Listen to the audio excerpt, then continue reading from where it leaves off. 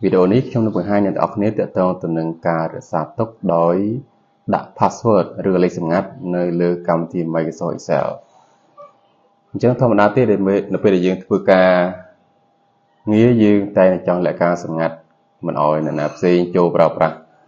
từ lừa cầm thì mấy cái sỏi xẻo thì có ai cái xa rồi bao giờ nâng bàn thì được cho nên dương trời tại đặt password vì tại dương trời đặt password vì giờ mấy đọc cho từ sắp sát được nàyជំហានទី1អ្នកទាំងអស់គ្នាត្រូវតែចូលទៅ file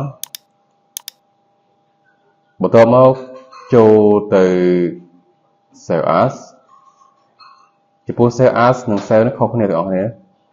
កន្លែង save នេះគឺបើន័យថាយើងធ្លាប់បើសិនជាយើងធ្លាប់ save ម្ដងហើយធ្លាប់រក្សាទុកម្ដងហើយ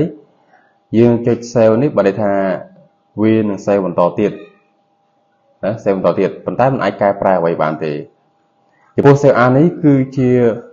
កន្លែងរក្សាទុកមួយដែលយើងអាចកែប្រែឈ្មោះក៏ដូចជាឈ្មោះដូចជាទីតាំងណាដូចជាពិសេសគឺការដាក់ password នឹងបានតែម្ដងអញ្ចឹងខ្ញុំចូលទៅ save as តែម្ដងបន្ទាប់មកខ្ញុំចូលទៅកន្លែងយក browse ពេលនោះវានឹងបង្ហាញផ្ទាំងមួយសម្រាប់ឲ្យយើងនឹងទៅរើសទីតាំងទុកក៏ដូចជាដាក់ឈ្មោះក៏ដូចរើសប្រភេទ profile ជាដើមអញ្ចឹងខ្ញុំរើសទីតាំងទុកសិននេះសិទ្ធិទីតាំងទុកបងប្អូននេះកន្លែងនេះមកខាងនេះគឺទីតាំងរក្សាទុកនៅត្រង់ណាអានេះប្រៀបបានដូចជាដូចជាទូរបស់យើងអញ្ចឹងយើងចង់ទុកថតមួយណាទុកថតមួយនេះឬថតមួយនេះឬថតមួយនេះក្នុងមួយទូណាអញ្ចឹងខ្ញុំចង់ទុកនៅក្នុងជាធម្មតាខ្ញុំទុកក្នុង drive D បងប្អូនទុកក្នុង drive D បន្ទាប់មកខ្ញុំទុកនៅក្នុង folder តេនេះជា folder ដែលខ្ញុំឧទាហរណ៍នៅវីដេអូមុនហើយខ្ញុំដាក់ឈ្មោះមួយ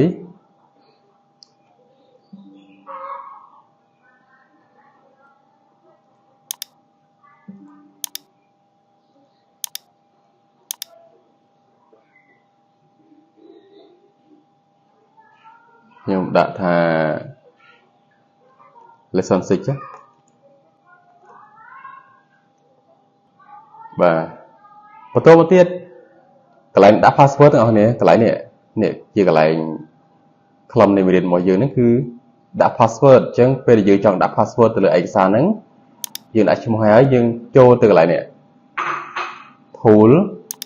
រួចអ្នកទាំងអស់គ្នាយក general option បន្ទាប់មកវាបង្ហាញផ្ទាំងនេះអ្នកទាំងអស់គ្នា password to open ហើយនិង password to modify អញ្ចឹងអ្នកទាំងអស់គ្នាដាក់កន្លែង password កន្លែងនេះមក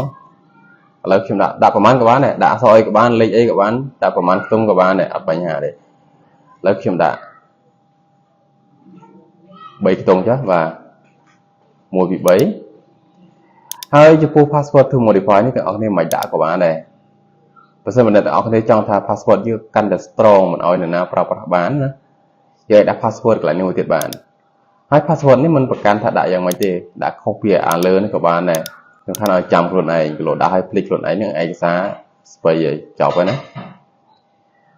តនេះដាក់ជាទូទៅខ្ញុំដាក់តែមួយទេដាក់តែលើមួយទៅបានហើយអាក្រោមនេះមិនដាក់ទេបើដាក់តើដាក់ខុសគ្នាឬក៏ដាក់យ៉ាងម៉េចក៏បានដែរតែខ្ញុំមិនដាក់ទេពួកអីកុំឲ្យហត់វាយចូលច្រើនដងខ្ញុំដាក់តែមួយទេរួចជីអូខេទៅបងប្អូនប៉ុណ្ណឹងបានហើយតើនេះយើងឲ្យ re-enter password to open មានន័យថាឲ្យយើងវាយ password ដែលយើងវាយចូលមិញនេះតើនេះវាយចូលម្ដងទៀតដូចគ្នាប៉ុន្តែវាយតើនេះមិនឥឡូវតើនឹងវាយចឹងដែរឥឡូវខ្ញុំវាយដូចគ្នា1 2 3ដូចគ្នាហើយអូខេអញ្ចឹងហើយ save ទៅបាទនេះឈ្មោះរបស់យើងគឺ lesson 6ខ្ញុំសាកបិទមើលតើពេលដែលបើកវិញវាចេញយ៉ាងម៉េចដែរឥឡូវខ្ញុំបិទណា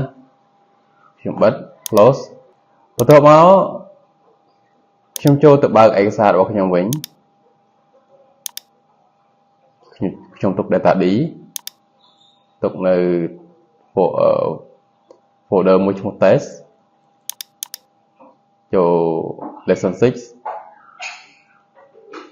open មក nè cái nhé bây giờ mình bằng hai password mà ở dương bằng pin password lại nè bởi dương mình bằng pin thế thì có bằng pin khó vì ở đó dương từ một cái lớp trong sao cho ta quay tới đấy ok mới khi khó ấy chẳng cái này tiêm tia ở dưới nó quay password chẳng mấy ở từ chương quay muối bị bầy vĩnh ok bạn ní cứ chỉ cả set password nơi lứa là cái ca rồi bỏ dưới này cầm thì mình soi sợ cho mình ta vẫn nắng chụp cái video rồi